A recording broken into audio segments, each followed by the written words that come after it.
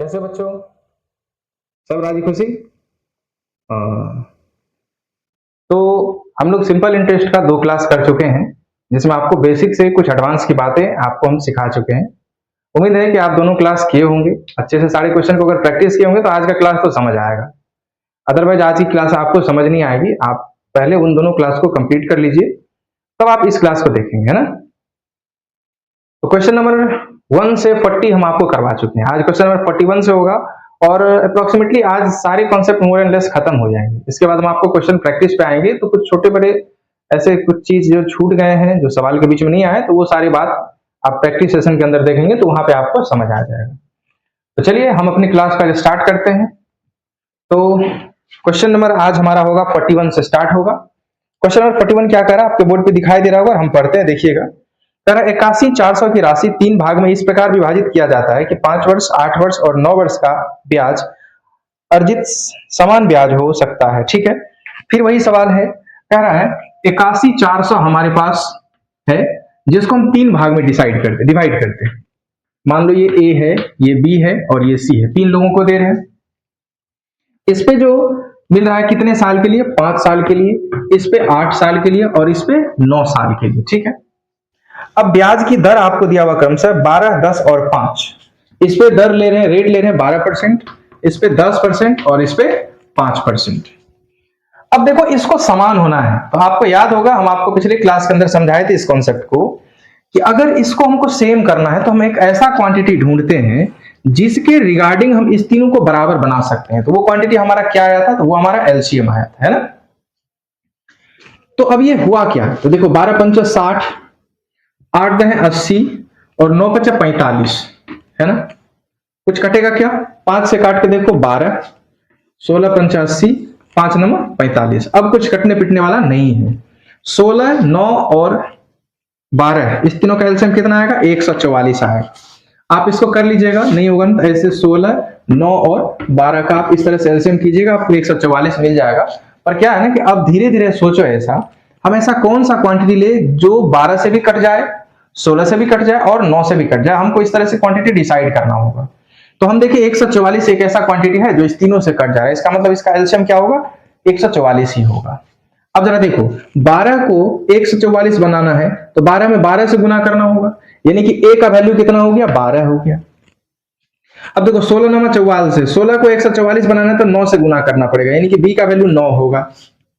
फिर देखो अगर यहाँ 9 है, इसको 144 बनाना है तो c का वैल्यू कितना होना पड़ेगा, 16 नंबर 44 से c का वैल्यू 16 होना पड़ेगा, तभी ये 144 बन पाएगा। यानी कि a का मान है 12, b का मान है 9 और c का मान कितना है, 16। ठीक है, तो अब जरा सोचो इस तीनों को जोड़ेंगे तो a प्लस बी प्लस सी, आप 81,400 को 3 पार्ट में डिवाइड किए हैं, a b और c, इस तीनों को जोड़ेंगे तो 81,400 आना चाहिए ना।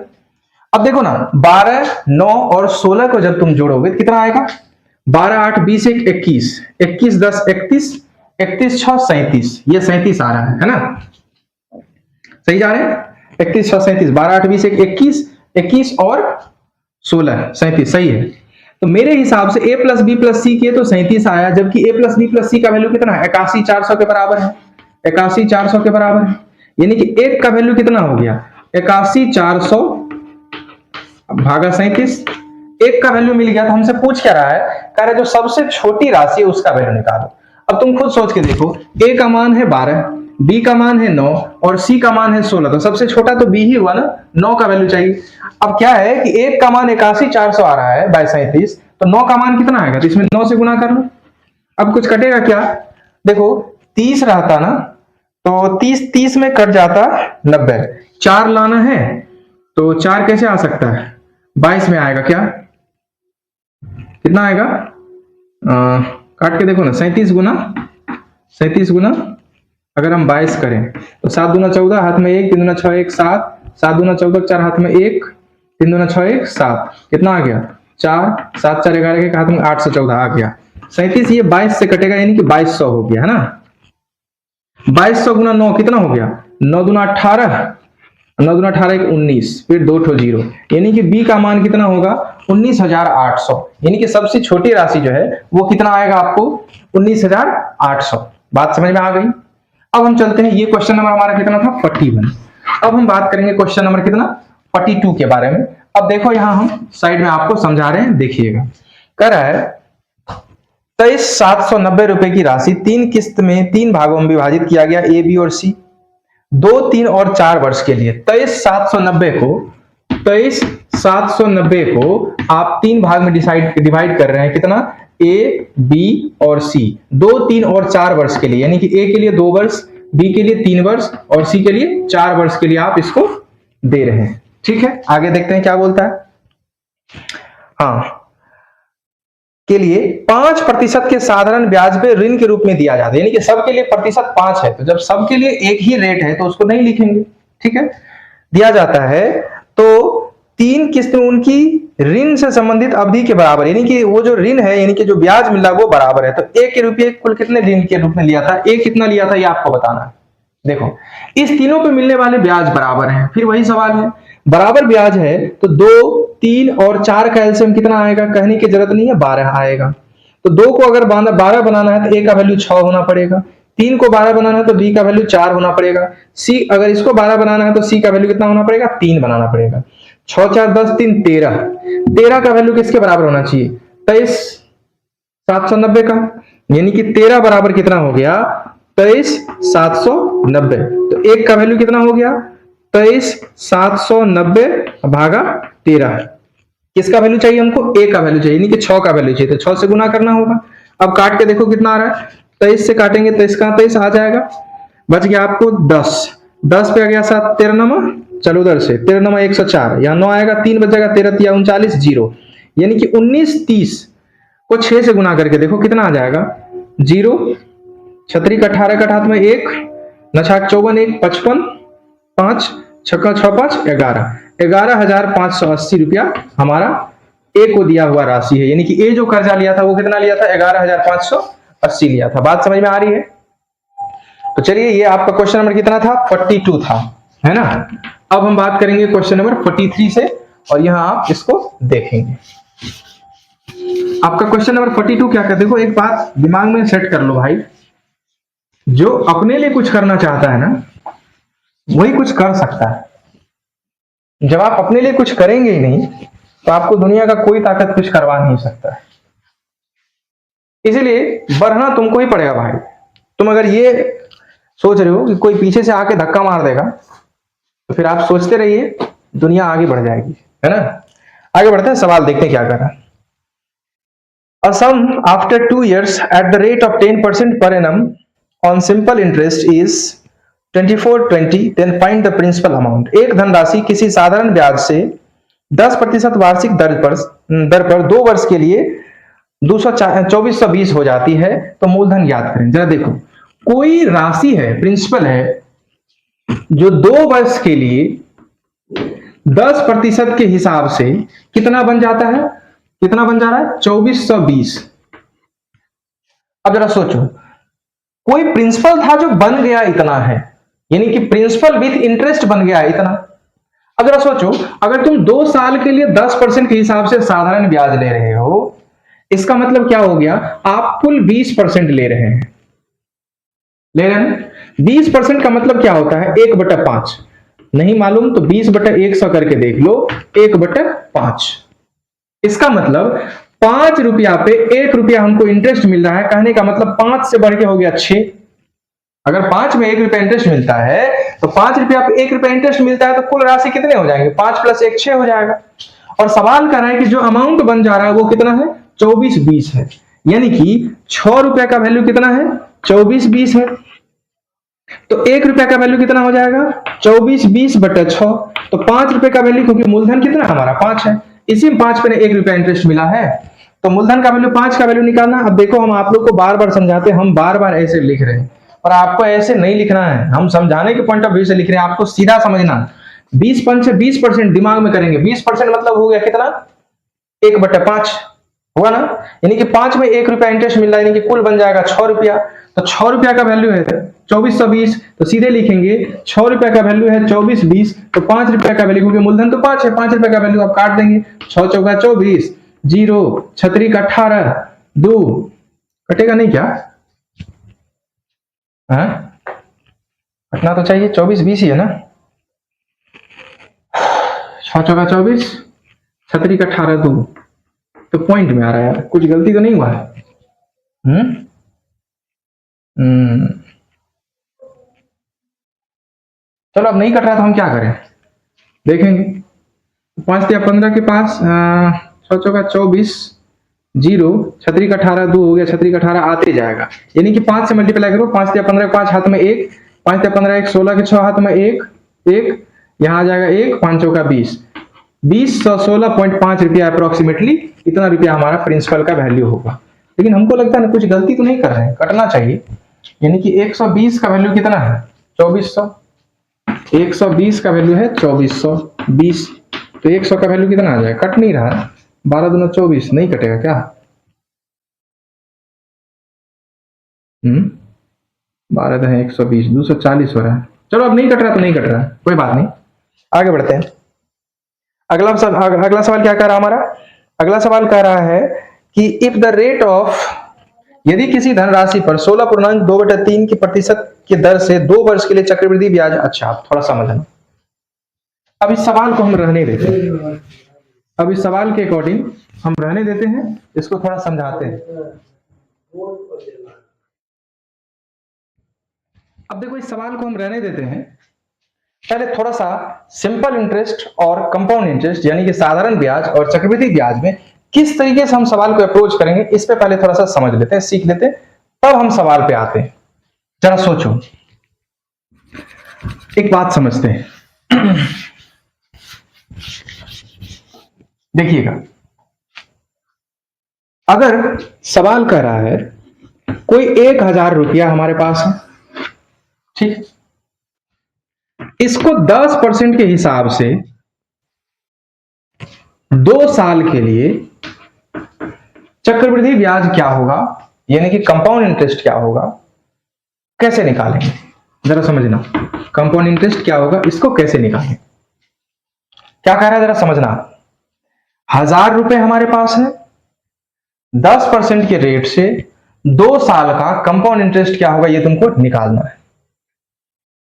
तो आप सीआई का फॉर्मूला पढ़े हैं, जो बेसिक फॉर्मूला है उसको थोड़ी देर के लिए भूल जाओ, है ना। अभी जो हम तरीका समझाएंगे उस तरीके को आप समझिएगा ध्यान से, अब बाकी फॉर्मूले को भूल जाइए, हम उस फॉर्मूले पे भी आएंगे, टेंशन ना लो, पर हम जो अभी सिखा रहे हैं उस बारे में थोड़ा सा समझिएगा।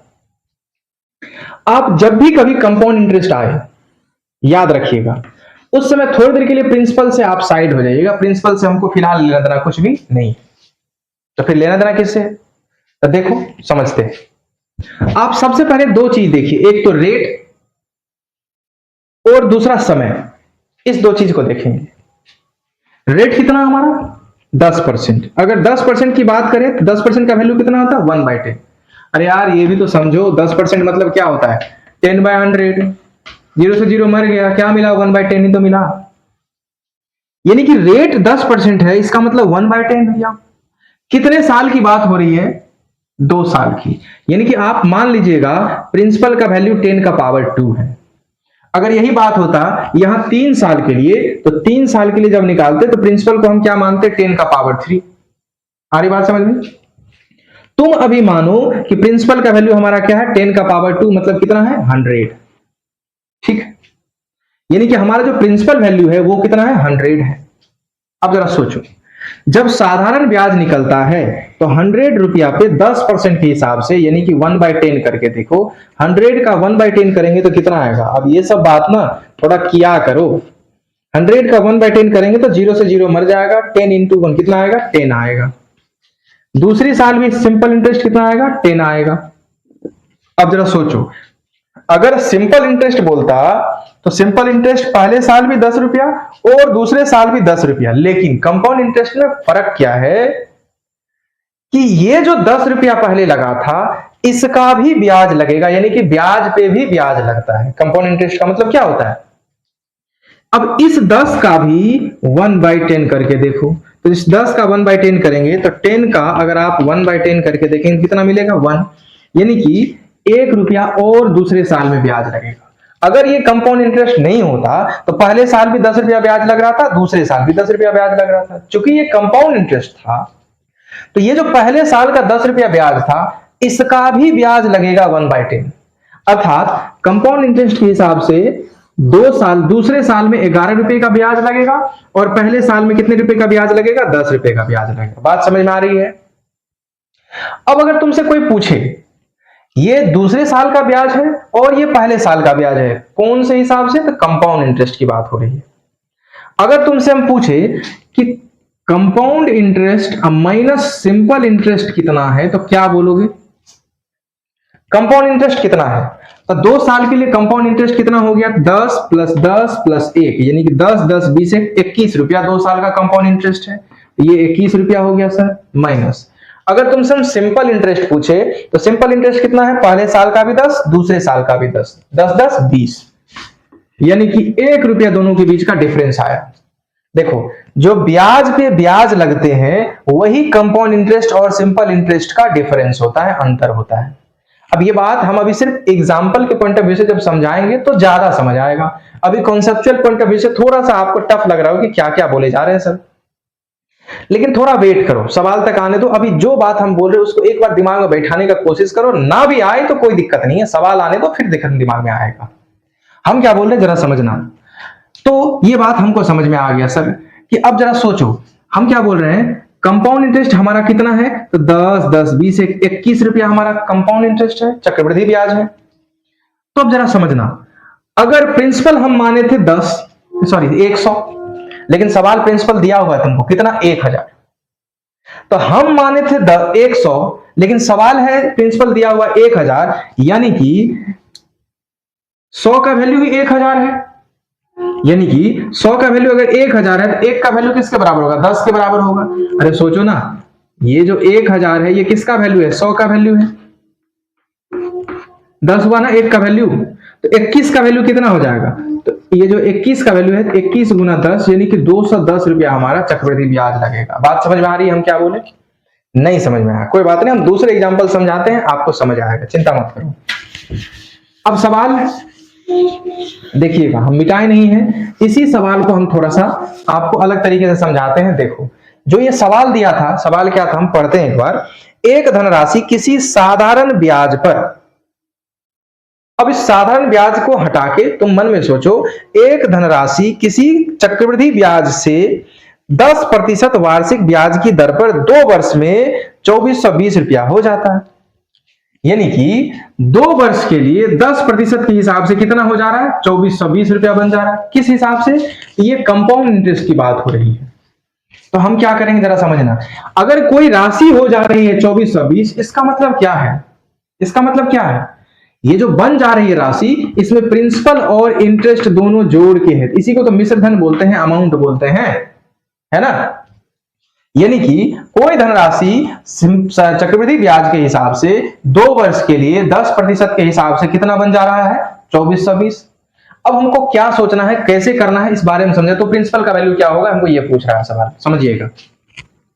हम आपको क्या सिखाए कि 2 वर्ष के लिए 10%, रेट जैसे ही दिया ना, रेट का मतलब क्या होगा? 10% का वैल्यू 1/10 हो गया।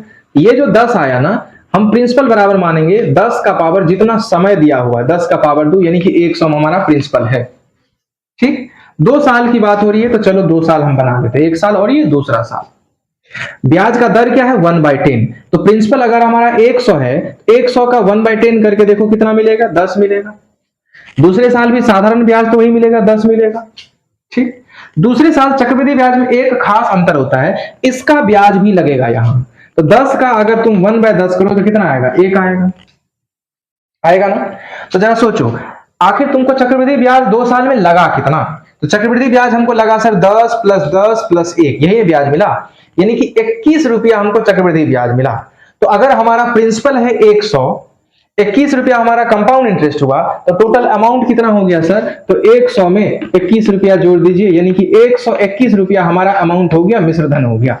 जबकि सवाल का क्या रहा? मिश्र धन हो कितना जा रहा है तुमको? 2420, यानी कि यही 121 का वैल्यू, सॉरी, यही 121 का वैल्यू कितना है? 2420। तो 1 का वैल्यू कितना हो गया? 2420 बटा 121। तो हमको किसका वैल्यू चाहिए? प्रिंसिपल का। प्रिंसिपल यानी कितना माने थे? 100। तो 1 का वैल्यू अगर इतना है तो 100 का वैल्यू कितना होगा? इतना।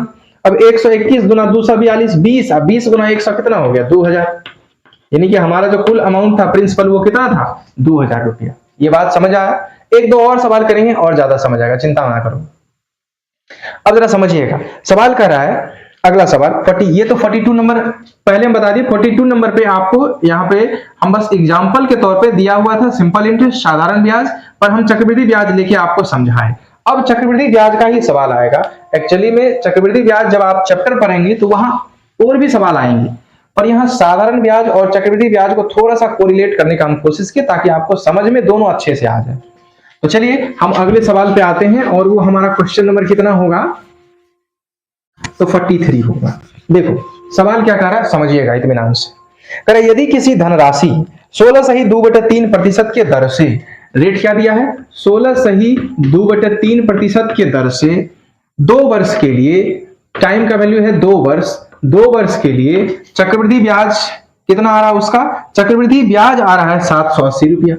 780 रुपया हमारा चक्रवृद्धि ब्याज का वैल्यू दिया हुआ, कंपाउंड इंटरेस्ट का दिया हुआ वैल्यू। तो कह रहा मूलधन ज्ञात करें, यानी कि प्रिंसिपल ज्ञात करें, या फिर चलो एक और चीज ले लेते, अमाउंट कितना है वो भी ज्ञात करें, ये भी निकाल लेंगे हम। तो चलिए आगे बढ़ते हैं। देखो हम सबसे बोले जैसे ही चक्रवृद्धि ब्याज आ जाए तो तुमको बस पहले रेट के बारे में सोचना है। अब देखो रेट 16/2/3, इसको कैसे तोड़ेंगे, तो 16 या 48, 48 2 50/3 है, तो 50/3, और ये परसेंटेज का हो गया 1/100। देखो भाई ये सब करना है मन में, अभी हम पहली बार ये सब सवाल पे अटैक कर ले, इसलिए हम आपको यहाँ पे तोड़ ताड़ के बता रहे हैं, थोड़ा दिमाग खोल के रखा करो यार। तो 50 को ले जाओगे 2 में कटेगा, 1/6 आ गया सर। ओके, रेट हमारा 1/6 है। कितनी साल की बातें हो रही है सर, 2 साल की बात हो रही है। तो हम प्रिंसिपल को क्या मानेंगे, तो प्रिंसिपल बराबर मानेंगे 6 का पावर 2। अगर 3 साल की बात हो रही होती तो 6 का पावर 3 मानते। आ रही बात समझ में? 6 का पावर 2 कितना हो गया 36। इसको 2 साल में ले जाना है हमको, तो सर 1/6 और 1/6 के रेट से ले जाएंगे तो 36 का 1/6 आ जाएगा 6, और यहां भी 36 का 1/6 कितना आ जाएगा 6। अब 2 साल में पहली साल तो सिर्फ ये लगा, दूसरी साल देखो पहली साल तो ये लगा, दूसरी साल अब 36 का तो 1/6 हो गया, इस 6 का भी 1/6 होगा ना, ब्याज का भी ना होगा फिर ब्याज, तो 6 का 1/6 कितना आ जाएगा 1 आ जाएगा। कहने का मतलब अब देखो तो हमको क्या दिया है, सिंपल इंटरेस्ट का वैल्यू 780 रुपया दिया गया, सॉरी कंपाउंड इंटरेस्ट का, जबकि कंपाउंड इंटरेस्ट मेरे हिसाब से कितना हो गया 6 + 6 + 1 7, 13 हुआ ना, 6 6 12 12 1 13, यानी कि ये जो 13 का वैल्यू ये किसके बराबर है 780 के बराबर है। 13 6 का 78, 60 का वैल्यू, यानी कि 1 का वैल्यू किसके बराबर हो गया 60 के बराबर। तो हमसे पूछ क्या रहा था प्रिंसिपल का वैल्यू, तो 36 का वैल्यू कितना हो जाएगा 36 गुना 60, यानी कि 36 के 6 में 3, 36 का 18 1 19 1, 36 हाथ में 3, 36 का 18 19 20 21 216 2160 रुपया हमारा ये आ जाएगा किसका वैल्यू प्रिंसिपल का वैल्यू। अगर ये आपसे अमाउंट पूछ रहा होता तो अमाउंट क्या होता है, मिश्रधन क्या होता है, मूलधन और ब्याज दोनों मिलके क्या बनता है मिश्रधन। तो ब्याज कितना मिल रहा है 6 6 12 1 13, और मूलधन कितना था 36। तो अगर हम अमाउंट की बात हमसे पूछा जाता तो 36 + 13, तो 6 3 9 3 1 4 49। अब 1 का वैल्यू 60 के बराबर है तो 49 का वैल्यू इतना में 60 से गुना कर देंगे ना, 6 54 के 4 हाथ में 5, 6 4 24 5 29, यानी कि 2940 रुपया हमारा मिश्रधन बन जाता, हमारा अमाउंट बन जाता। बात समझ में आ रही है? ये क्वेश्चन नंबर आपका 43 था, है ना। अब हम बात करेंगे क्वेश्चन नंबर 44 का। आप लोग थोड़ा 43 44 था ये शायद, अब 45 की बात करेंगे। करा देखिएगा, if the difference between CI and SI, यानी कि किसी सम यानी कि कोई राशि पर चक्रवृद्धि ब्याज और साधारण ब्याज का जो अंतर है वो अंतर कितना दे रखा है 40, यानी कि CI माइनस SI कितना दिया हुआ हमको ये 40 दे रखा है। ओके, फॉर 2 ईयर कितने साल के लिए, तो समय का वैल्यू है 2 साल, ठीक है। Eight the rate of, rate का वैल्यू है 14/2/7, रेट का वैल्यू कितना है 14/2/7। अब खुद देखो इतना परसेंट, 14 7 98 98 2 100/7, परसेंटेज का नीचे करेंगे 100, 100 से 100 कट जाएगा, कितना आ गया रेट का वैल्यू 1/7। हम सीधा करेंगे, प्रिंसिपल का वैल्यू क्या मानेंगे 7 का पावर जो वर्ष है, वर्ष कितना है 2 साल, तो 7 का पावर 2 यानी कि प्रिंसिपल हमारा हो गया 49, इसको हम दो पार्ट में हम डिवाइड कर रहे हैं क्योंकि 2 साल की बात हो रही है। तो पहले पार्ट अगर हम बात करें तो 1/7 यहां भी ब्याज लगेगा और 1/7 यहां भी ब्याज लगेगा। 49 का 1/7 कितना हो गया 7, यहां भी 49 का 1/7 कितना हो गया तो 7। अब तुमको मालूम है चक्रवृद्धि ब्याज में ब्याज पे भी ब्याज लगता है, तो इस 7 का भी 1/7 करेंगे तो कितना हो जाएगा 1 हो जाएगा। अब सवाल हमको क्या दिया है, देखो चक्रवृद्धि ब्याज और साधारण ब्याज का अंतर 40 है। अब देखो अगर हम साधारण ब्याज की बात करते तो ये 7 और ये 7 दोनों साल में तो सिर्फ सेम लगता, 7 7 14 होता। और चक्रवृद्धि ब्याज में क्या होता है, ये 7 और ये 1, क्योंकि चक्रवृद्धि ब्याज में ब्याज पे जो ब्याज लगता है वो भी ऐड होता है। तो ये दोनों तो सिर्फ मूलधन पे लगने वाले ब्याज है। अब इस ब्याज पे लगने वाले ब्याज तो यहाँ 1 आया, तो चक्रवृद्धि ब्याज हमारा हो गया 7 7 14 1 15, और साधारण ब्याज कितना हो गया 7 7 14। तो इसका वैल्यू है 15, इसका वैल्यू है 14, यानी कि मेरे हिसाब से कंपाउंड इंटरेस्ट और सिंपल इंटरेस्ट के बीच का अंतर कितना आ रहा है 1 आ रहा है, लेकिन सवाल क्या रहा है 40, यानी कि 1 का वैल्यू किसके बराबर है 40 के बराबर है ना। अब तुम खुद देखना, जो चीज जैसे कि हमको इस दोनों के बीच में अंतर पूछ रहा था यही हमारा अंतर होगा, उतना करने का जरूरत नहीं, ठीक है। तो अब अगर हम बात करें 1 का वैल्यू किसके बराबर है 40 का, तो तुमसे बहुत होगा तो मूलधन पूछ देगा, मूलधन हमारा 49, तो अगर मूलधन पूछ रहा होता तो 49 गुना हम 40 करते, 9 चौका 36 हाथ में 3, 4 चौका 16 3 1960 रुपया हमारा क्या हो गया मूलधन हो गया। अगर हमको मिश्रधन पूछता है, अमाउंट का वैल्यू पूछ रहा होता तो अमाउंट हम कैसे निकालते, मूलधन में ब्याज को जोड़ना होता, यानी कि 49 में 7 7 14 1 15 को जोड़ना होता, 9 5 14 4 हाथ में 1 4 1 5 1 6 64, 64 गुना किसके बराबर 40 के बराबर, 4 चौका 16 6 हाथ में 1 6 चौका 24 1 25 2560 हमारा अमाउंट का वैल्यू होता है। हम समझते हैं, आपको बात समझ में आ रही होगी, है ना। तो चलिए हम फिर अगले सवाल पे और आते हैं, आप इसको उतार लीजिए, हम इसको इरेज कर रहे हैं, मिटा रहे हैं, ओके।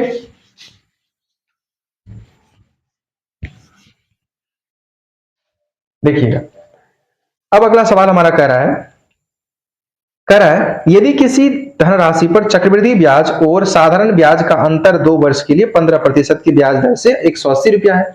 ये क्वेश्चन नंबर कितना हमारा 46 कह रहा है चक्रवृद्धि ब्याज और साधारण ब्याज के बीच का जो अंतर है वो अंतर 2 साल के लिए कितना है 180, 15% के हिसाब से 180 है, 15% के हिसाब से समय कितना है 2 साल के लिए, ठीक है। तो क्या है ना सर, देखिएगा इसको, अब सबसे पहले मेरा काम होता है प्रिंसिपल कितना होगा, तो उसके लिए कौन डिसाइड करता है रेट, 15% मतलब क्या हो गया 15/100, 5 दिया 15, 5 से हो गया 20, 3/20, तो हम क्या मानेंगे, क्या सिखाया हम आपको, डिनोमिनेटर का पावर क्या चढ़ाओ जितना साल है, तो प्रिंसिपल का वैल्यू हो गया 20 का पावर 2 यानी कि 400, 2 साल की बात हो रही है, तो पहली बात तो किस हिसाब से रेट लगेगा 3/20 के हिसाब से। तो तुम सोचो 400 का 3/20 करेंगे तो 20 20 हाँ 400, 20 दिया कितना बनेगा 60, पहले साल भी 60 दूसरे साल भी 60, ये तो लगेगा ही। सिर्फ दूसरे साल अंतर क्या आएगा कि जो पहला ब्याज था उस पर भी 3/20 लग जाएगा, तो 20 तिया 60 3 तिया 9, 9 रुपए एक्स्ट्रा ब्याज लगेगा हमको, ब्याज पे ब्याज जो लगेगा, है ना। तो अब सोचो यही हमारा क्या है कंपाउंड इंटरेस्ट और सिंपल इंटरेस्ट के बीच का डिफरेंस, है ना। तो 9 का वैल्यू कितना दे रखा है 180, तो 9 का वैल्यू 180 दिया हुआ है, तो 9 दूना 18, 1 का वैल्यू कितना हो गया 20 के बराबर तो 400 का वैल्यू कितना बराबर हो जाएगा 400 गुना 20 यानी कि 8000, यानी कि मूलधन हमारा कितना हो गया 8000। यही पर अगर मिश्रधन अमाउंट पूछ रहा होता तो 400 में कितना जोड़ते 60 60 120 और 9 129, 400 में 129 जोड़ते यानी कि 529, ये हमारे हिसाब से अमाउंट है। इसमें किससे गुना करना होता है 40 से, सॉरी 20 से, तो 9 दूना 18 हट में 1 2 दूना 4 1 5 5 दूना 10, 10,580 हमारा मिश्रधन हो जाता है। बात समझ में आ रही है, ओके। तो चलिए अब हम अगले नंबर क्वेश्चन पे चलते हैं, क्वेश्चन नंबर 47 पे। आपके बोर्ड पे क्वेश्चन दिखाई दे रहा होगा, कह रहा किसी धनराशि पर 2 वर्ष के लिए 8 सही 1/3% की दर से दूसरे साल का चक्रवृद्धि ब्याज 8 है तो मूलधन ज्ञात करें। हमको लगता है ना सवाल में कुछ फॉल्ट है, फॉल्ट नहीं है, थोड़ा डाटा अटपटा है, कैलकुलेटेड नहीं, मिस्टेक हो गया हमको क्वेश्चन लिखने में, मे भी हो सकता है, बाकी देख लेते हैं जैसा भी होगा, क्या होगा जो होगा उसी पे आंसर कर लेंगे। कह रहा किसी धनराशि का 2 वर्ष के लिए 8 सही 1/3%, 8 सही 1/3% 2 साल के लिए दूसरे साल का चक्रवृद्धि ब्याज, दूसरे साल का चक्रवृद्धि ब्याज यानी कि कंपाउंड इंटरेस्ट किस साल की बात हो रही है? सेकेंड ईयर की, दूसरे साल के कंपाउंड इंटरेस्ट कितना हो जा रहा है हमको? 8 रुपया, 8 रुपया।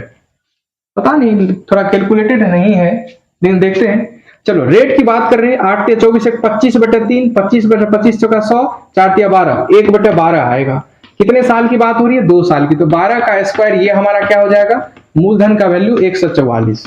अब हम इसको 2 साल में डिवाइड करेंगे। 144 का ब्याज किस हिसाब से लग रहा है? 1/12 के हिसाब से। तो ये हो जाएगा 12 और ये हो जाएगा फिर 12। अब इस 12 पे भी ब्याज लगेगा। 12 का 1/12 करोगे कितना आएगा? 1। तो दूसरे साल का अगर चक्रवृद्धि ब्याज बोले तो कितना होगा? 13।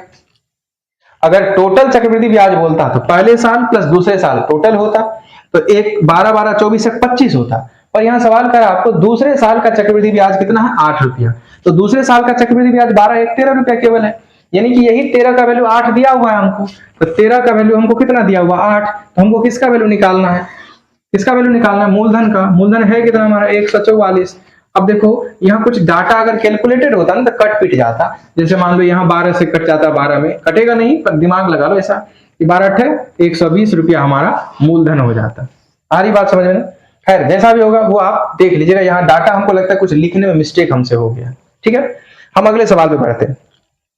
48 नंबर क्वेश्चन क्या कह रहा है? If the compound interest on the sum, किसी धनराशि पर 12 सही 1/2% वार्षिक ब्याज की दर से 1 वर्ष 4 माह की ब्याज 17,820 रुपया है, तो मूलधन ज्ञात करें। कोई बात नहीं, सेम सवाल है, यहां बनाने का कोशिश करके देखिएगा। किस रेट से? 12 सही 1/2% के हिसाब से, 12 सही 1/2% के हिसाब से। समय कितना? 1 वर्ष 4 महीना। ओके, 1 वर्ष 4 महीना, ठीक है। और कुछ दिया है? Second year is 8, sorry. किसी धनराशि पर 12 सही 1/2% वार्षिक ब्याज की दर से 1 वर्ष 4 महीने का, हाँ दिया ना। चक्रवृद्धि ब्याज का वैल्यू 17,820 रुपया दिया हुआ है। कंपाउंड इंटरेस्ट का वैल्यू दिया है 17,820। तो हमसे पूछ रहा है मूलधन यानी कि प्रिंसिपल का वैल्यू कितना। बस नॉर्मल बात है। अब तुम सोचो 12 दूना 24 एक 25/2, तो 25 चौका 100, 4 दूना 8 यानी कि 1/8 हो गया रेट का वैल्यू। कितने साल की बात हो रही है? 1 साल 4 महीना। अब यहां थोड़ा कॉन्सेप्ट है, समझिएगा। 1 साल से जैसे ही आगे बढ़ा तुम मानो वो 2 साल है। क्या मानेंगे? 2 साल। 1 साल 4 महीने इट मींस आप मानिए 2 साल के लिए। अब देखिएगा हम इसको कैसे तोड़ेंगे। मानेंगे 2 साल के लिए लेकिन 4 महीने का निकाल देंगे। तो देखो अगर हम 2 साल के हिसाब से माने तो प्रिंसिपल का वैल्यू 8 का पावर 2 रखेंगे, यानी कि 64 रखना होगा। 8 का स्क्वायर 64 हो जाएगा। अब 64 को 2 पार्ट में डिवाइड कीजिए। इस पे भी ब्याज लगेगा 1/8 और इस पे भी ब्याज लगेगा 1/8। तो ये हो गया 8 और यहां भी हो गया 8। अब इस 8 का जब तुम 1/8 करोगे तो वैल्यू आ जाएगा 1। तो दूसरे साल जरा सोचो, दूसरे साल का चक्रवृद्धि ब्याज कितना है तुमको? 9 रुपए। दूसरे साल कहने का मतलब टोटली 12 महीने के लिए जो चक्रवृद्धि ब्याज लग रहा है वो कितना रुपया मिल रहा है? 9 रुपया लग रहा है। और हमारा समय 12 महीना तो नहीं है, सिर्फ 4 महीना का ब्याज चाहिए हमको। तो जरा सोचो ये जो 9 रुपया का ब्याज हमको मिल रहा है ये तो 12 महीने के लिए है ना।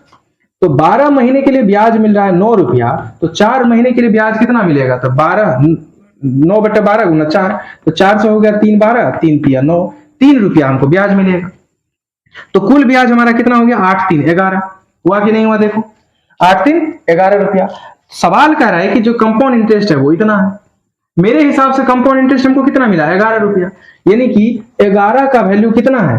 17,820। तो किसका वैल्यू चाहिए? मूलधन। मूलधन कितना हमारा? 64। 64 का वैल्यू। अब काट पीट करो, कटेगा क्या?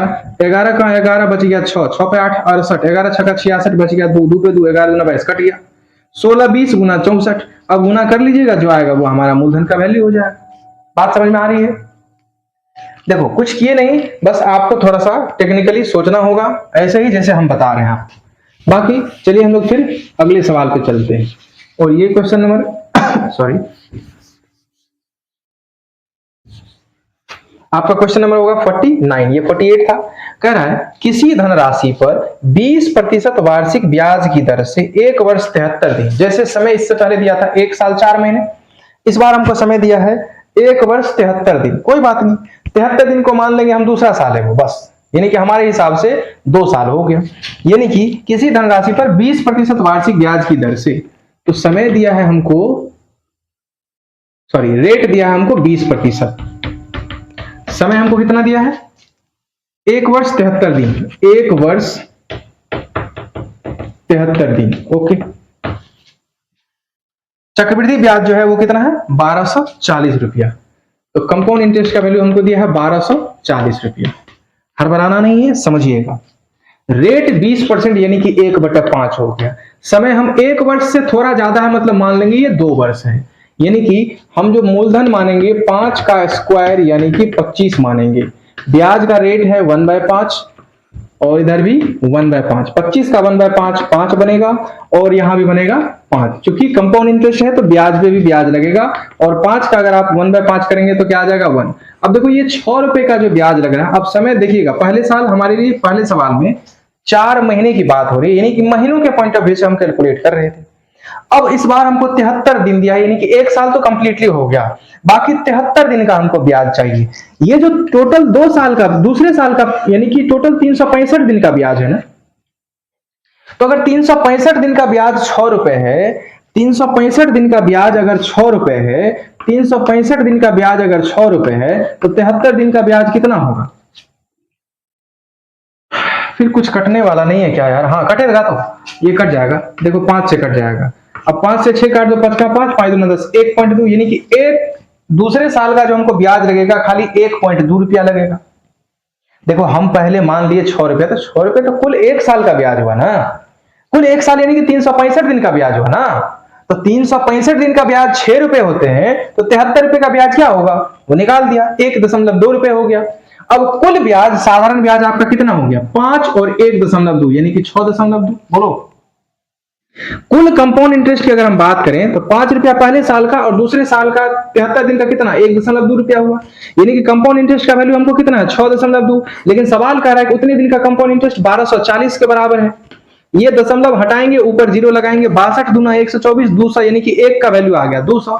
हमसे पूछ क्या रहा था मूलधन ज्ञात करें, तो मूलधन यानी कि 25 का वैल्यू पूछ रहा है। 1 का वैल्यू अगर 200 है तो 25 गुना 200 कितना हो गया 5000।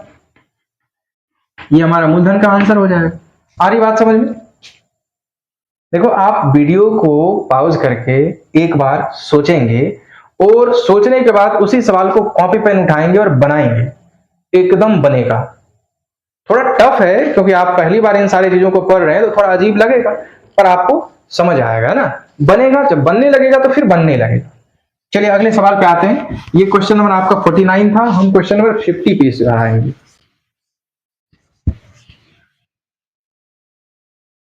क्वेश्चन नंबर 50 क्या है हमारा?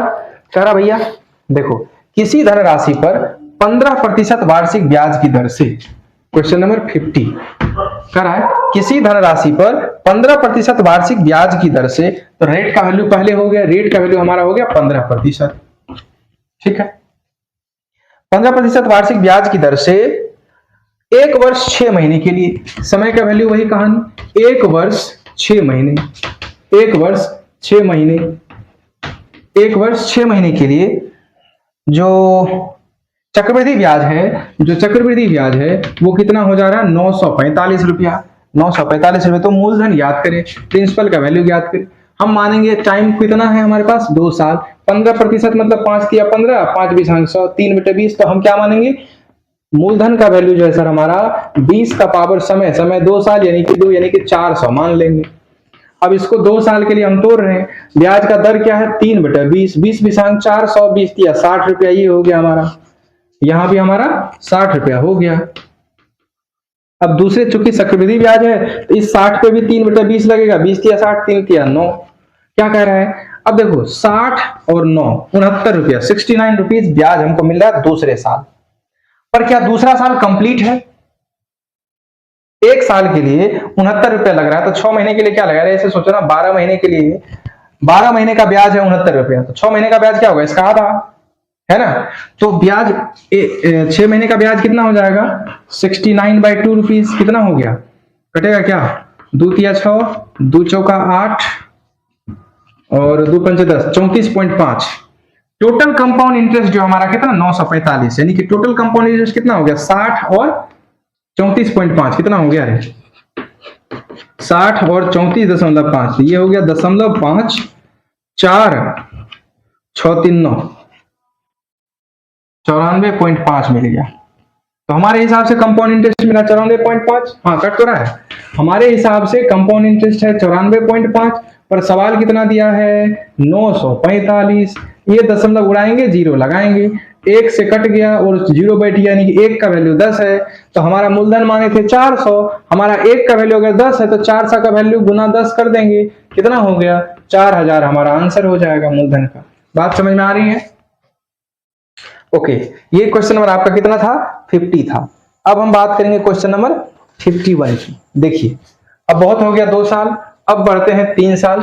थोड़ा सा दिमाग चकराएगा तो फिर मजा आएगा। एक गाना सुने आप लोग सुपर 30 का? आप सुनाएंगे समय मिलेगा तो। देखते हैं। कह रहा था compound interest on a sum for 3 years at the rate of 10% is 6620, then find the principal. देखो रेट क्या दे रखा है, रेट दे रखा भैया 10%, आर का वैल्यू कितना दे रखा है 10% दिया। ओके, टाइम कितना है, टाइम का वैल्यू 3 ईयर। देखना सवाल को सी आई का वैल्यू कितना दे रखा है, सी आई का वैल्यू हमको दे रखा है 6620, 6620। क्या पूछ रहा है मेरे से, हमसे पूछ रहा मूलधन निकालो, पी का वैल्यू निकालो। ओके तो चलो निकालते हैं। पहली बात तो ये 10% रेट से हमारा काम 1/10 हो गया, 10 का पावर 3 हमारा मूलधन मानेंगे, 10 का पावर 3 यानी कि 1000 रुपए हमारा मूलधन हो गया। अब इसको हम 3 साल में बांटेंगे, थोड़ा इत्मीनान से ध्यान से देखें। क्या रेट है भैया 1/10 का, 1/10 का और 1/10 का।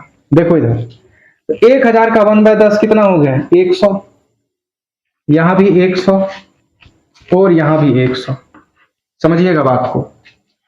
पहला बात, ये जो पहले साल का ब्याज लगा है 100 रुपए, इस पे 1/10 लग के दूसरे साल पहुंचेगा तो कितना हो जाएगा 10 रुपया। दूसरे साल इसका ब्याज यहां जुड़ गया। अब जब हम तीसरे साल की बात करेंगे, तीसरे साल इसका भी ब्याज लगेगा, इसका भी ब्याज आएगा और इसका भी ब्याज आएगा। हम क्या बोल रहे समझना, तीसरे साल जो ब्याज मिलेगा वो जितना ब्याज हमारे पास, ये 100 रुपए का भी ब्याज लगेगा, ये 100 रुपए का भी ब्याज आएगा और ये 10 रुपए का भी ब्याज आएगा। आएगा कि नहीं आएगा? यानी कि इस 100 का 1/10 तो 10 हो गया, इस 100 का 1/10 तो 10 हो गया और इस 10 का 1/10 तो 1 हो गया। आ रही बात समझ में? हम क्या बोले देखो गौर से भैया, पहले साल 100 100 100 दे दिया। अब जब हम दूसरे साल बात करेंगे तो दूसरे साल से पहले 1 साल बीत चुका होगा, इस 1 साल वाले जो इंटरेस्ट है इसका भी इंटरेस्ट लगेगा 10 रुपया आ गया। अब हम जब तीसरे साल आएंगे तो तीसरे साल पहले 2 साल बीत चुका होगा, यानी कि पहले 2 साल के ब्याज पे भी ब्याज लगेगा। तो पहले 2 साल का ब्याज कितना है, इसका ब्याज चाहिए, इसका ब्याज चाहिए और ये जो 10 रुपए है इसका भी ब्याज चाहिए, है ना। तो कुल हमको साधारण ब्याज चक्रवृद्धि ब्याज हो कितना गया 100 100 100 300, 10 10 20 10 30 330 और 1 331। हमारे हिसाब से हमको चक्रवृद्धि ब्याज मिला है 331, पर सवाल कह रहा है कि चक्रवृद्धि ब्याज तुमको कितना है 6620,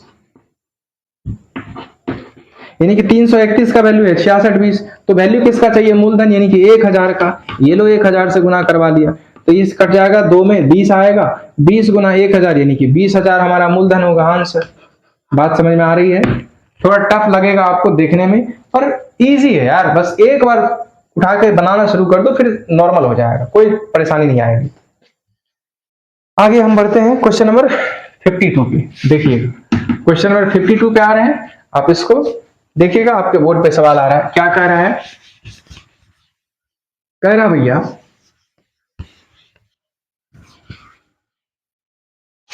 find the compound interest on 21600 for 3 years at the rate of 16/2/3%। Rate की बात जब होगी तो रेट कितना लग रहा भैया 16 सही 2/3%। कितने साल 2 साल।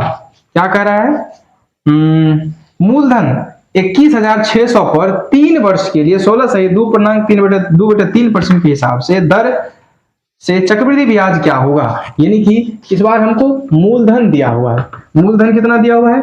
21,600। तो हमसे पूछ रहा है कंपाउंड इंटरेस्ट क्या होगा।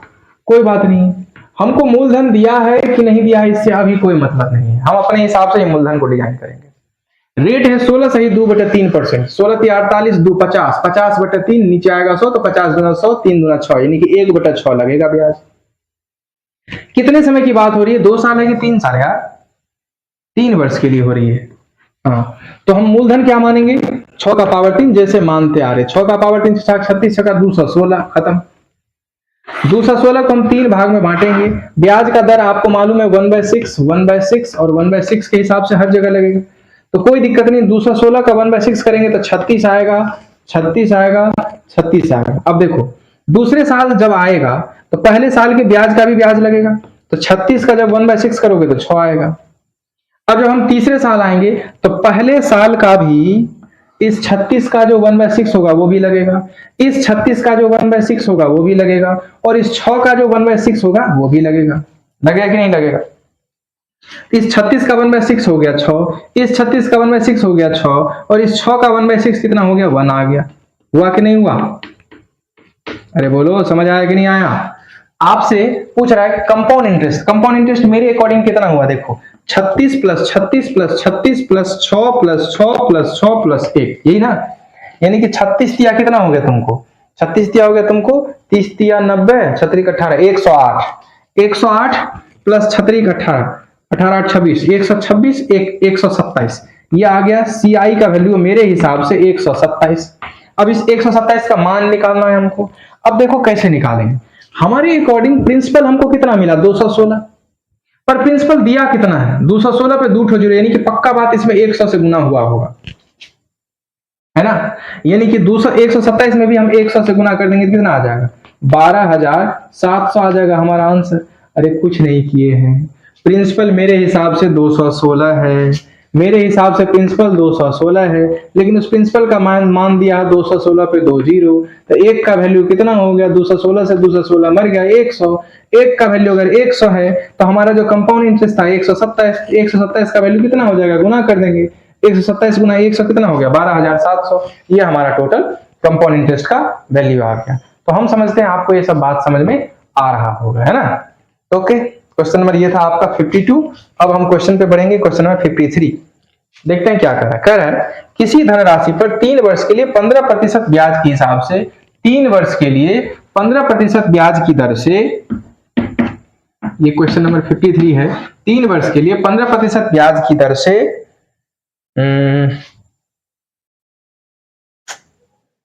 से चक्रवृद्धि ब्याज और साधारण ब्याज का अंतर। इस बार थोड़ा क्वेश्चन अलग कर दिया। चक्रवृद्धि ब्याज और साधारण ब्याज का अंतर यानी कि CI माइनस SI, ये जो है ये कितना दिया हुआ हमको? 170 1 है ना? यहाँ थोड़ा क्वेश्चन को आप सही कर लीजिएगा, बोर्ड पे आपको क्वेश्चन थोड़ा गलत दिख रहा होगा, एक छूट गया है प्रिंटिंग में, टाइप करते समय वो चीज छूट गया, उसको सही कर लीजिएगा।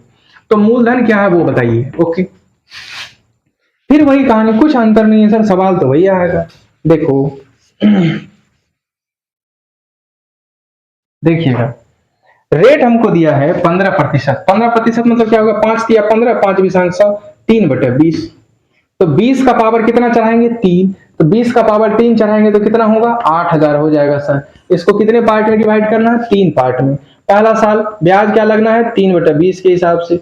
20 चौका 80, 400, 400 दिया 1200, 1200 और 1200। अब चूंकि चक्रवृद्धि ब्याज लग रहा है तो दूसरे साल केवल 1200 नहीं लगेगा, पहले साल के ब्याज पे भी ब्याज लगेगा। 3/20 के हिसाब से 0 से 0 कट गया, 60 के 180 रुपया यहां लगेगा। अब तीसरे साल की बात अगर करें हम, तो तीसरे साल इस ब्याज का भी ब्याज लगेगा, इस ब्याज का भी ब्याज लगेगा, और इस ब्याज का भी ब्याज लगेगा, लगेगा ना? इस 1200 का ब्याज हो गया 180, इस 1200 का ब्याज हो गया 180, और इस 180 का जब 3/20 करोगे, क्योंकि ब्याज का दर हर जगह 3/20 ही करोगे, इस 180 का जब आप 3/20 करेंगे, अब देखो आप लोग के लिए सब कुछ करना होता है। 2 9 18 9 27 रुपया ब्याज लगेगा, लगेगा ना? तो अब तुम खुद सोच के देखो क्या कर रहा है, कंपाउंड इंटरेस्ट और सिंपल इंटरेस्ट का जो अंतर है, तो कंपाउंड इंटरेस्ट क्या हुआ, ये सब को जोड़ देंगे तो कंपाउंड इंटरेस्ट हो गया। और सिंपल इंटरेस्ट क्या हो गया, सिंपल इंटरेस्ट वही है जो हर साल सेम लगता है, 1200 1200 1200।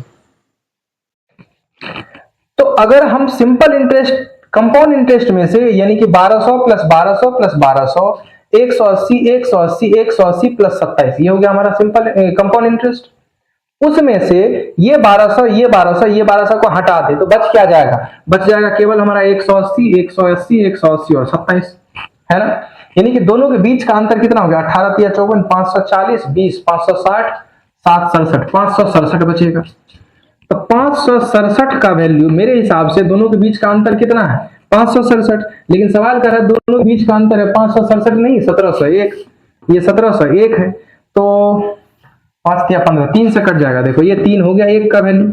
हमको किसका वैल्यू चाहिए, क्या चाहिए हमको, प्रिंसिपल का वैल्यू। प्रिंसिपल हम कितना माने थे 8000, एक का वैल्यू अगर 3 है तो 8000 का वैल्यू कितना हो जाएगा, 8000 गुना 3 24000 हो जाएगा। आ रही बात समझ में, आ रही बात समझ में ना, ओके।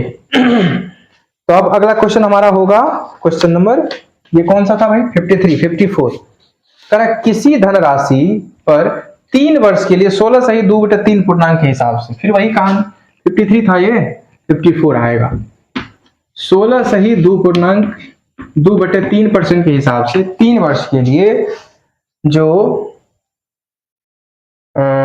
16 सही 2/3% के ब्याज की दर से दूसरे और तीसरे साल के चक्रवृद्धि ब्याज का अंतर, अच्छा दूसरे और तीसरे साल के, दूसरे साल और तीसरे साल के बीच के जो चक्रवृद्धि ब्याज का अंतर है, यानी कि चक्रवृद्धि ब्याज तीसरे साल का माइनस चक्रवृद्धि ब्याज दूसरे साल का जो अंतर है वो अंतर है 4020 रुपया, ठीक है।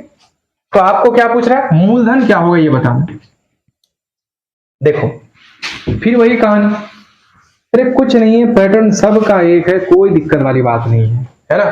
देखा 16 सही 2/3% मतलब क्या होगा, 16 48 2 50/3, नीचे का 0 50 से काटा 100 2 3/6 1/6 आ गया, यानी कि 1/6 का रेट लगेगा। हम मूलधन माने कितने, 6 का पावर 3, 6 का पावर 3 कितना हो गया 216, 216 का अगर हम 1/6 1/6 और 1/6 करेंगे तो 216 का 1/6 कितना आ गया 36। अरे देखो ना 216 का 1/6 करोगे, 6 का 18 और 3 36 36 आया ना, यहाँ भी 36 और यहाँ भी 36 आएगा, ठीक बात। अब दूसरे साल इस 36 का 1/6 कर लो, कितना आएगा 6 आ जाएगा। अब तीसरे साल इसका ब्याज 6, इसका ब्याज 6 और इस 6 का ब्याज कितना हो जाएगा, 6 का जब तुम 1/6 करोगे तो क्या आएगा, 6 से 6 मर जाएगा 1 आएगा। अब कह रहा दूसरे साल और तीसरे साल का चक्रवृद्धि ब्याज, देखो तीसरे साल का चक्रवृद्धि ब्याज कितना है तुम्हारा इतना, और दूसरे साल का चक्रवृद्धि ब्याज कितना है तुम्हारा इतना, इस दोनों के बीच का अंतर तुम सोचो, इसमें से जब इसको घटाओगे ये 36 से 36 खत्म, ये 6 से 6 खत्म, कितना बच जाएगा 7 बचेगा ना 7। उस 7 का वैल्यू कितना दे रखा है 7 420 दे रखा है, तो भाई 7 का वैल्यू 420 दे रखा है, 7 6 42, 1 का वैल्यू 60 हो गया ना। हमसे पूछ रहा 261 का वैल्यू, गुना कर देंगे 60 से, 6 6 36 3 6 2 12 3 15 0 कितना आ गया 15 660, सही आ रहा है ना, गुना कर चेक कर लेना अपना, जो आएगा वो आपका आंसर हो जाएगा। आ रही बात समझ में, ओके। ये क्वेश्चन नंबर आपका 54 था। अब हम बात करेंगे क्वेश्चन नंबर 55 का। देखो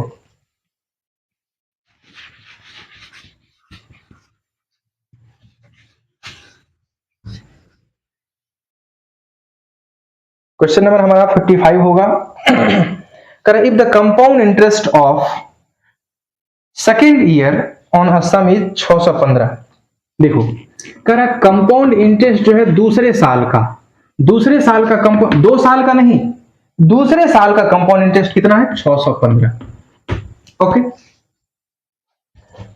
and simple interest on the sum on the same sum for second year, दूसरे साल का साधारण ब्याज, दूसरे साल का जो साधारण ब्याज है वो कितना है 600 रुपए है, कोई बात नहीं। करा फाइंड द रेट परसेंट, तो आर का वैल्यू निकालो, अब देखो थोड़ा सवाल के लैंग्वेज का पैटर्न बदला है, सवाल तो अब भी सेम है, बस थोड़ा सा कॉमन टेक्निक यूज करना है। कह रहा भाई क्या रेट ले रहा सवाल नहीं मालूम, पर दूसरे साल का जो चक्रवृद्धि ब्याज है वो है 615 और दूसरे साल का जो साधारण ब्याज है वो कितना है 600 रुपया। एक बात बताओ, अगर साधारण ब्याज हम बात करते हैं तो पहले साल अगर साधारण ब्याज लगता है 10 रुपया तो दूसरे साल भी ब्याज लगेगा 10 रुपया, तीसरे साल भी साधारण ब्याज 10 रुपया, सब साल साधारण ब्याज तो सेम ही लगता है। बस चक्रवृद्धि ब्याज में अंतर होता है कि हर साल ब्याज बनते रहता है, बदलते रहता है। क्यों? क्योंकि पिछले जो ब्याज आए हैं ना उस ब्याज का भी ब्याज देना पड़ता है हमको, चक्रवृद्धि ब्याज का यही परेशानी है।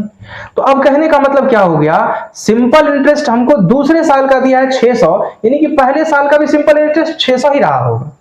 तो अगर हमको 2 साल की बात कर रहा है, देखो पहला साल और दूसरे साल की बात करें, अगर दूसरे साल का सिंपल इंटरेस्ट है 600, सिंपल इंटरेस्ट है 600, तो पहले साल का भी सिंपल इंटरेस्ट 600 ही रहा होगा, क्योंकि सिंपल इंटरेस्ट हर साल बराबर होता है। कंपाउंड इंटरेस्ट केवल चेंज होता है। क्यों कंपाउंड इंटरेस्ट चेंज होता है? क्योंकि कंपाउंड इंटरेस्ट में जो इंटरेस्ट का भी इंटरेस्ट लगता है। अब जरा सोचो, कह रहा है दूसरे साल का चक्रवृद्धि ब्याज 615 रुपया है, तो अगर हम दूसरे साल का चक्रवृद्धि ब्याज 615, कहने का मतलब 600 रुपया तो है, ये 15 रुपया ब्याज हमको मिला होगा इस 600 का, तभी दोनों को जोड़ के हम 615 बोल सकते हैं कि हाँ भाई दूसरे साल का चक्रवृद्धि ब्याज हमको कितना मिला, 615 रुपया मिला, बोल सकते हैं ना। यानी कि इस 600 का ब्याज हमको 15 रुपया मिला होगा। किस रेट से मिला क्या मालूम सर? तुम सोचो ना, R% के हिसाब से मिला है। अब नॉर्मल जो आपका फॉर्मूला है 600 का R% के हिसाब से अगर हम निकालना चाहे तो वो कितना चाहिए हमको, 15 रुपया।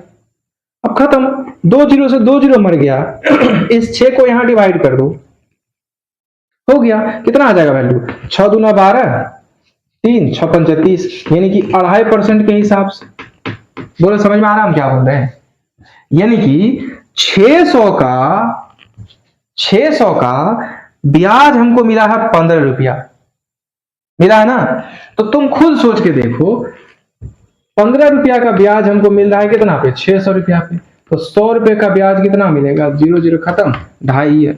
अरे मत करो ऐसे, अगर ज्यादा परेशानी हो रहा है तो मत करो ऐसे। नॉर्मली जो सवाल नॉर्मली बन जा रहे हैं इजीली, काहे का माथा लगाना यार, उसमें क्या फर्क पड़ता है। प्रैक्टिस हो जाएंगे 2 3 4 5 बार, अगर आप इस सारे सवाल को बनाएंगे तो आपको ऑटोमेटिकली ये सब बात आ जाएगा जो हम करते हैं। आप फर्स्ट टाइम कर रहे हो इसलिए थोड़ा परेशानी हो रहा होगा। अगर आप 2 3 4 बार इन सारे सवाल को बना लो, देखो हम हर एक चैप्टर के अंदर ना आपको इतना सवाल करवाएंगे कि आपको कोई रूल्स एंड रेगुलेशन बचेगा ही नहीं कैलकुलेशन के लिए।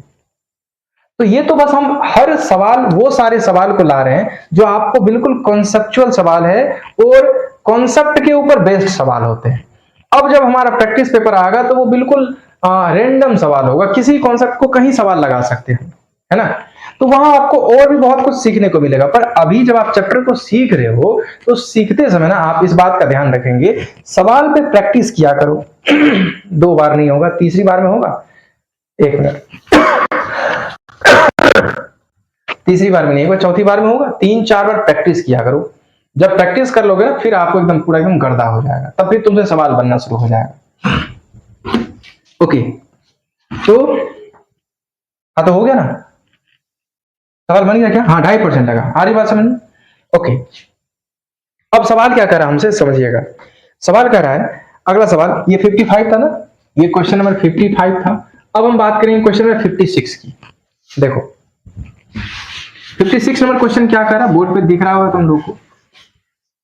कह भाई तीसरे साल का साधारण ब्याज 4000 है, तीसरे साल का साधारण ब्याज 4000 है, यानी कि सिंपल इंटरेस्ट हमको थर्ड ईयर के लिए कितना मिल रहा है, 4000। क्या बकवास जैसी बात कर रहे हो सर, पहला साल, दूसरा साल, तीसरा साल। अगर साधारण ब्याज तीसरा साल का 4000 है तो दूसरे साल का भी 4500 होगा, पहले साल का भी 4000 होगा। सिंपल इंटरेस्ट थोड़ी बदलता, हर साल बराबर आता है। पहले साल का भी 4000 होगा, दूसरे साल का भी 4000 होगा, तीसरे साल का भी 4000 होगा। बस आप बोलने के लिए तुमको बोल दिया सवाल। ओके, अब कह रहा है तथा दूसरे साल का चक्रवृद्धि ब्याज कितना आ रहा है, तीसरे साल का साधारण ब्याज 4000 है, दूसरे साल का चक्रवृद्धि ब्याज 4160 रुपया है। अब जरा समझना, दूसरे साल का अगर हम चक्रवृद्धि ब्याज खोजने जाएं, ध्यान से देखें, दूसरे साल का अगर हम चक्रवृद्धि ब्याज खोजने जाएं तो इस पे साधारण ब्याज तो 400 आया, चक्रवृद्धि ब्याज कहने का मतलब पहले साल जो मिला था उसका भी हमको ब्याज मिलेगा, और इसको बनाना है हमको कितना, 4160 रुपया। तो भाई 4000 है, 160 अगर इसमें और ऐड हो जाए तो हमारा 4160 रुपया बन जाएगा दूसरे साल का चक्रवृद्धि ब्याज, बनेगा ना। अब यही अगर तीसरे साल का चक्रवृद्धि ब्याज देता ना तो भयानक लफड़ा पड़ जाता। क्यों? क्योंकि देखो तीसरे साल जो हम अगर देखो तीसरे साल यहां हम साइड में कर लेते हैं, 4000 4000 और 4000, तीसरे साल का चक्रवृद्धि ब्याज अगर देता ना तो सवाल एकदम भयानक फंस जाता। क्यों? क्योंकि तीसरे साल निकालना इतना आसान नहीं होगा, बिल्कुल कैलकुलेटिव हो जाएगा।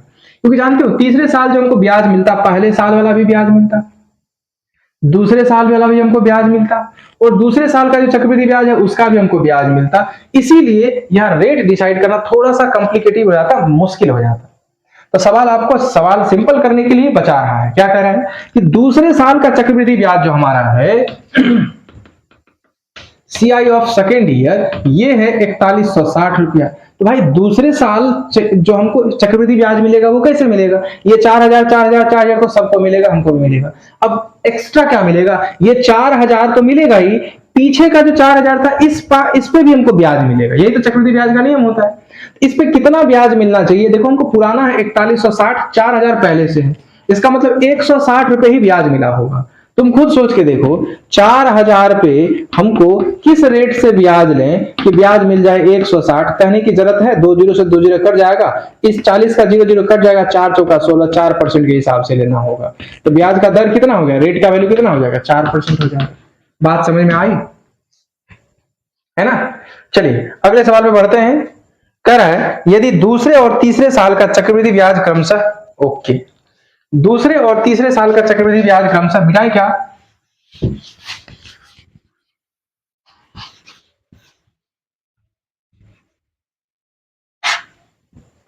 सवाल है। कह रहा है अगर दूसरे और तीसरे साल का चक्रवृद्धि ब्याज क्रमशः, दूसरे साल का है 9600 और तीसरे साल का चक्रवृद्धि ब्याज है 10800, सही लिख रहे हैं ना, नहीं 10,272 है, 10,272, ठीक। तो कह रहा फाइंड रेट का वैल्यू। अब समझो एक बात बताते हैं, दूसरे साल और तीसरे साल का जो चक्रवृद्धि ब्याज है उसके बीच में कितना का गैपिंग मिल रहा है। चक्रवृद्धि ब्याज क्या मिलता है, पिछला वाला जो ब्याज है, देखो देखो थोड़ा इस बात को समझिएगा, यहां पे आपको बहुत सारा कॉन्सेप्ट क्लियर हो जाएगा। देखो अगर हमारे पास 2000 रुपया है, ठीक, इसको हम 3 साल पे ब्याज लेना चाहते हैं और ब्याज का दर है 10% के हिसाब से, ठीक। तो 2000 का 10%, पहले साल कितना मिलेगा ब्याज हमको, 2000 का 10% सर हमको जानते हैं कितना मिलेगा, कितना मिलेगा, 200 रुपया मिलेगा, ठीक। अब दूसरे साल कितना मिलेगा, ये 200 तो मिलेगा ही, और ये 200 का भी 10% मिलेगा, यानी कि 20 रुपया हमको एक्स्ट्रा मिलेगा, यानी कि दूसरे साल हमको कितना मिल गया, 220 टका। अब तीसरे साल हमको कितना मिलेगा, ये 220 का 10%, यानी कि 22 रुपया ब्याज मिलेगा। तो 22 रुपया यानी कि 220 और 22, 220 और 22 कितना मिल गया, 242 रुपया ब्याज मिल जाएगा। देखो इसी चीज को हम वो तरीके से समझते थे, कैसे, अब हम समझाते हैं कैसे। देखो ये 2000 था, 10% के हिसाब से अगर तुम ब्याज लगा रहे हो तो यहां भी 200, यहां भी 200 और यहां भी 200।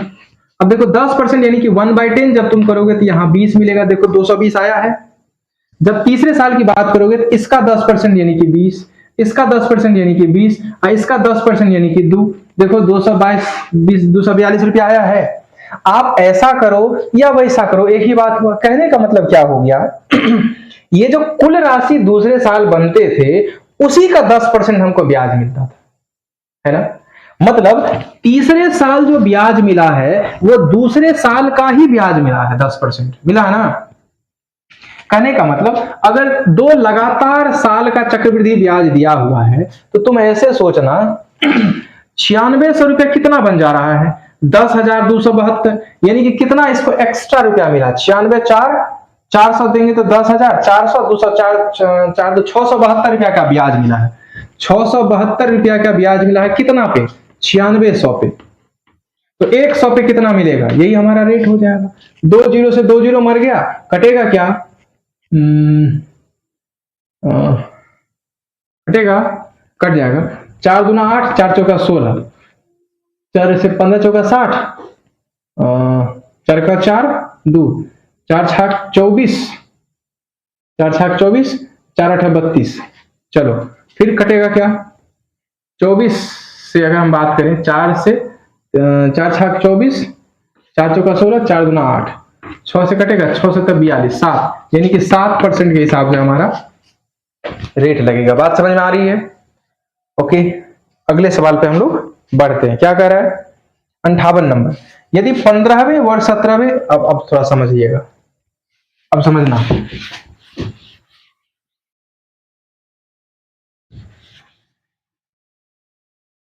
देखो ये तो 1 साल का गैप आ रहा है। अब क्या कह रहा है जरा समझना, अगर 15वां साल का ब्याज है 121 रुपया, समझना, अगर 15वां साल पे चक्रवृद्धि ब्याज हमको मिला है 121 रुपया, और 17वां साल जो है 17वां साल में चक्रवृद्धि ब्याज मिला हमको 100 रुपया, तो ब्याज का दर निकालो। अब देखो हम जो भी कॉन्सेप्ट तुमको सिखाएंगे ये बिल्कुल डायरेक्ट मेथड सिखाएंगे। अब ये डायरेक्ट मेथड कैसे आया इसके बारे में थोड़ा सा हम आपको आइडिया दे देते हैं ताकि दिमाग के अंदर वो मेथड बना हुआ रहे। देखो आप मिश्र धन बराबर जानते हैं P into 1 plus R by 100 का पावर कितना होता है, N मतलब T होता है ना। कितने साल का गैप हो रहा है इस दोनों के बीच में, देखो तो इसके बीच में सर गैप हो रहा है हमको 2 साल का ठीक है, तो यहां स्क्वायर रूट कर दो, क्योंकि देखो अगर टाइम 2 होगा इधर लाएंगे तो क्या बनेगा, अगर स्क्वायर को उधर भेजेंगे तो स्क्वायर रूट होगा, क्यूब को उधर भेजेंगे तो क्यूब रूट बनेगा, 4 को उधर भेजेंगे तो फोर्थ रूट बनेगा, जिस भी नंबर को उधर भेजेंगे उतना ही रूट वो कन्वर्ट हो जाएगा। तो दोनों के बीच का गैपिंग 2 साल का है, तो आप इधर स्क्वायर रूट लगाओ और यहां भी स्क्वायर रूट लगाओ। ये 121 का स्क्वायर रूट कितना हो गया 11, और 100 का स्क्वायर रूट कितना मिल गया आपको 10 रुपया।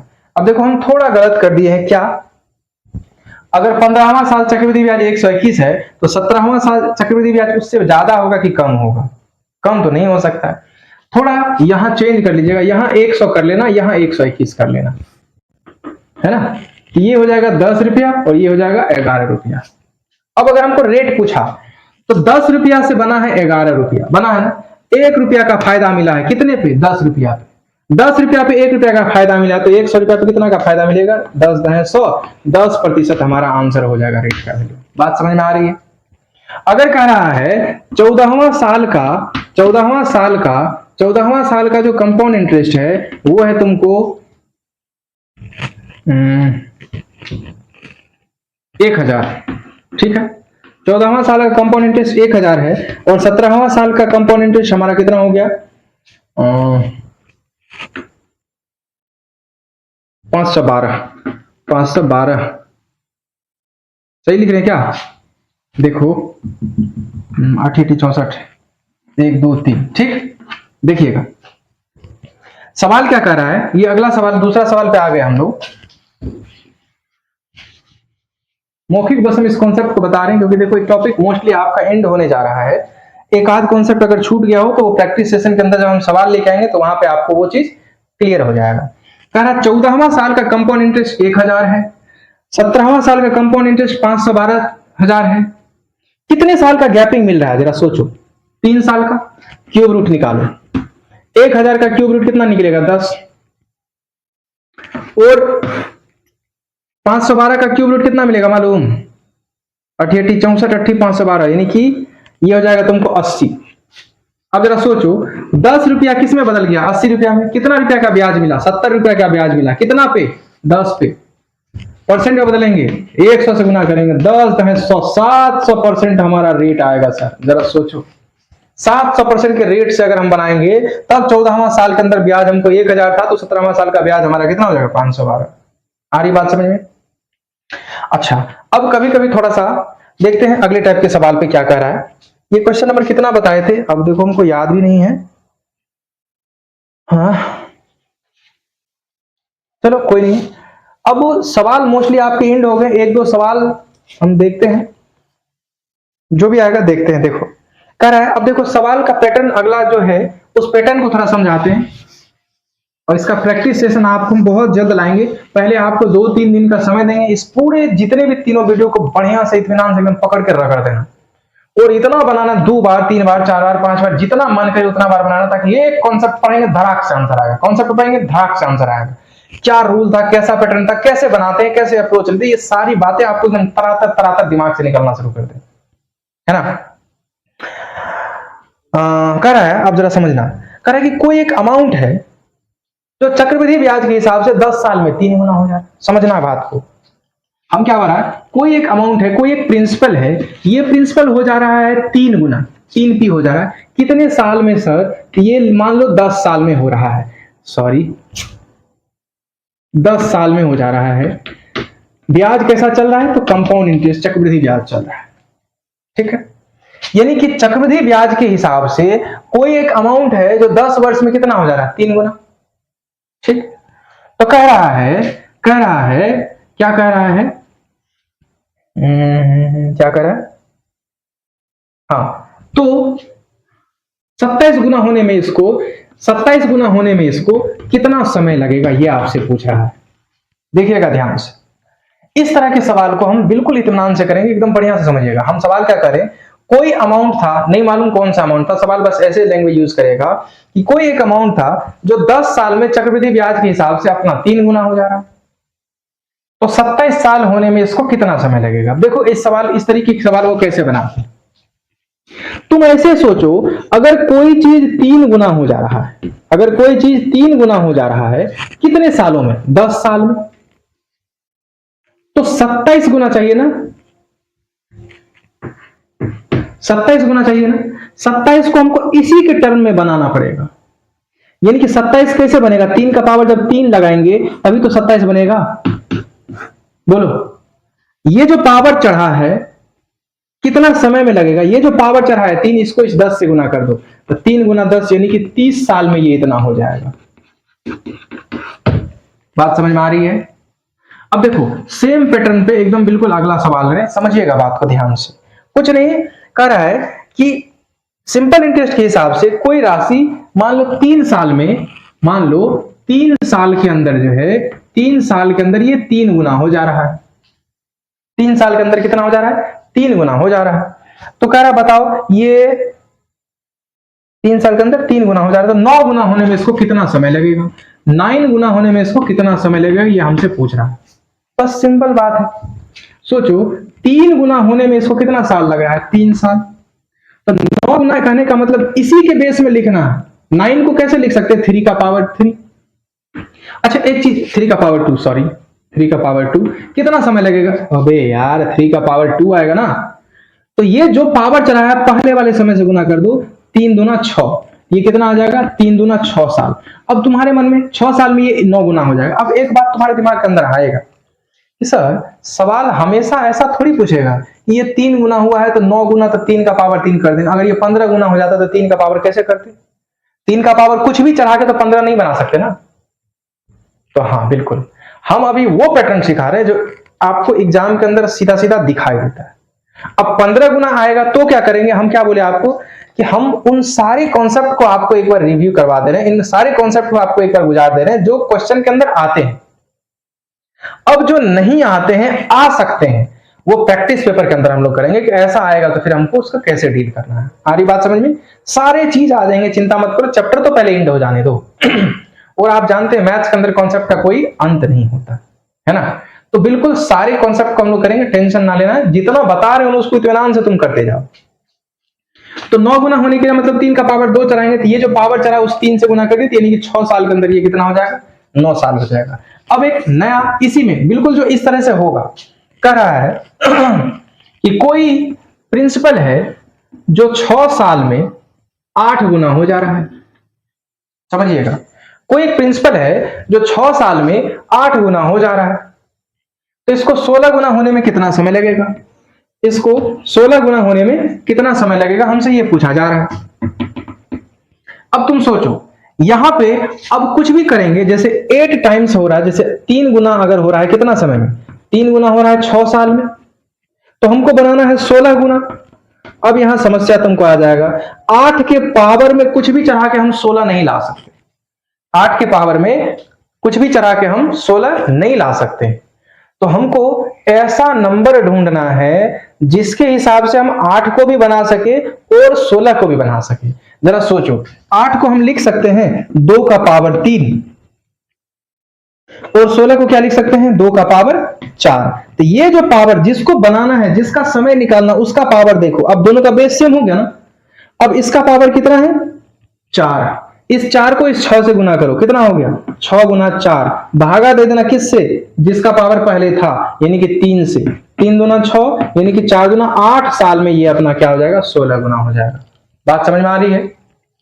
तो सिंपल इंटरेस्ट और कुछ कॉन्सेप्ट कंपाउंड इंटरेस्ट का, और कंपाउंड इंटरेस्ट का कुछ कॉन्सेप्ट हम इसलिए भी आपको लिए ताकि आपको सिंपल इंटरेस्ट और कंपाउंड इंटरेस्ट में कुछ कोरिलेशन दिखाई दे।